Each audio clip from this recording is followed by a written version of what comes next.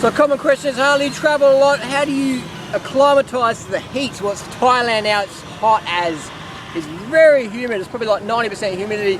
I'm wearing a heavy cotton t-shirt, I sweat more, I'm very hydrated though.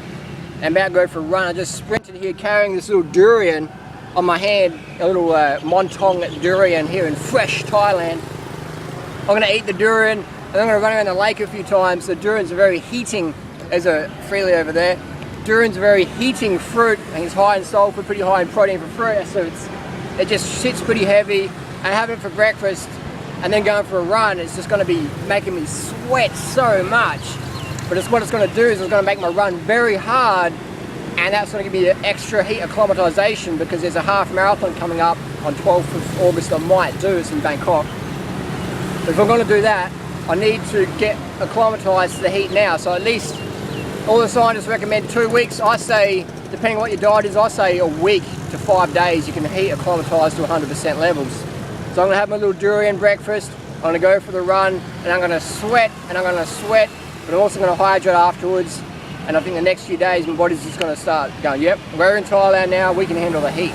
So I could wear a full sweatsuit, but that'd be a bit too extreme. You want to have a fine line. You want to jump out of your comfort zone. Rather, you want to step out of your comfort zone, you don't want to jump out. You don't want to jump into your shock zone. So step out of your comfort zone a little bit, and then your body can adapt more. Give it the stimulus, give it the early nights, the sleep, water, sugar, ready to roll. So here in Chantaburi, Thailand, and they're doing a little, it's called the lake loop. Run along the lake, check this out.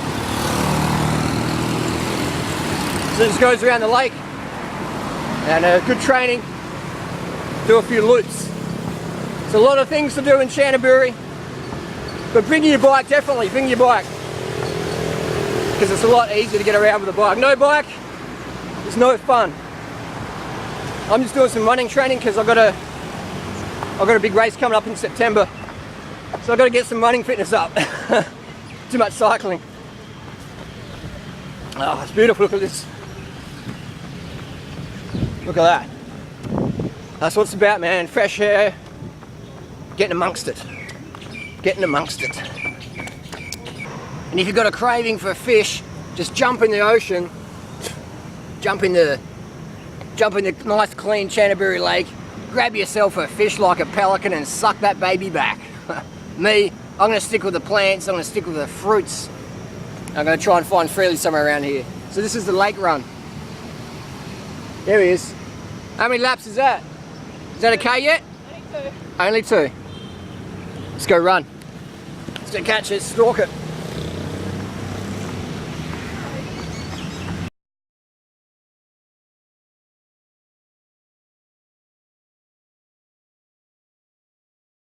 You can see now I'm sweating, dripping. Chantaburi sweat. This is like, maybe you can't see it, it's sticking to my body, just drenching sweat. This t-shirt weighs about 4 pounds right now. This is why I like Chantaburi. You've got the durian and you've got mats. You got maps for your sport, and durians and fruits for your fuel. Up the top we've got mangosteens, and the rabbit is the local symbol of abundance here. The mangosteens and rambutan and more durian up the top. How cool is that? Chantaburi, fitness. Fitness and fruit, man. Food and sport, as Doug Graham says. Can't get any better than this. Massage as well, man. I'm going to keep doing a few more Ks, and get some fruit, get some pineapple. Get a 2-hour massage, 2 hours today massage. Done only 6.5K now.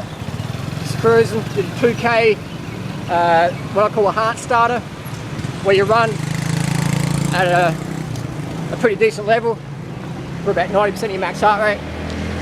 2K, which I only recommend if you're an experienced runner. If you're not an experienced runner, don't run at high heart rates, because otherwise you're going to fucking snap your Achilles tendon or something like that. It takes years to build up your leg strength. You can't just jump into it. Jump on the bike. If you want to build cardio, use cycling because it's low impact. So I'm going to do another few more Ks and just cruise around looking around, man. Just easy. Talking pace. I can talk like this for the next 2 hours. So you want to run at a pace where you can talk very, very comfortably. So now back in my hotel room. Saturated. Saturated. This shirt is saturated. I'm going to smash down a litre of water. Always drink before you eat. Smash down my litre of water, and I'm going to smash down as much sugar-rich high fructose pineapple as possible to get those simple sugars to your cells and recover.